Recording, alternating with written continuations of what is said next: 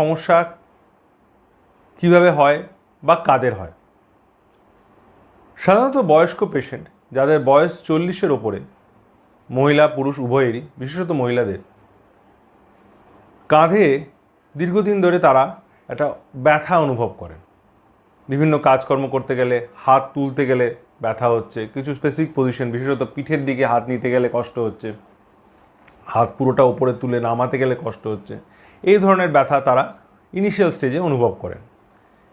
এই স্টেজে যদি ঠিকঠাকভাবে চিকিৎসা, ব্যায়াম, এক্সারসাইজ, ফিজিওথেরাপি না করা হয়, তাহলে এটাই বাড়তে বাড়তে এমন একটা স্টেজে চলে যায় যে হাত তোলাই দায় হয়ে যায়। দেখবেন অনেক পেশেন্টই হাত তুলতে গেলে প্রচণ্ড কষ্ট অনুভব করেন, হাত তোলা খুব কঠিন হয়ে যায়, হাত পিছনে নেওয়া তো ছেড়েই দিন, এমনকি দৈনন্দিন কাজ যেমন মাথায় হাত দেওয়া, চুল আঁচড়ানো, খোপা বাঁধা, এই জাতীয় কাজ কিন্তু করতে প্রচণ্ড অসুবিধার সৃষ্টি।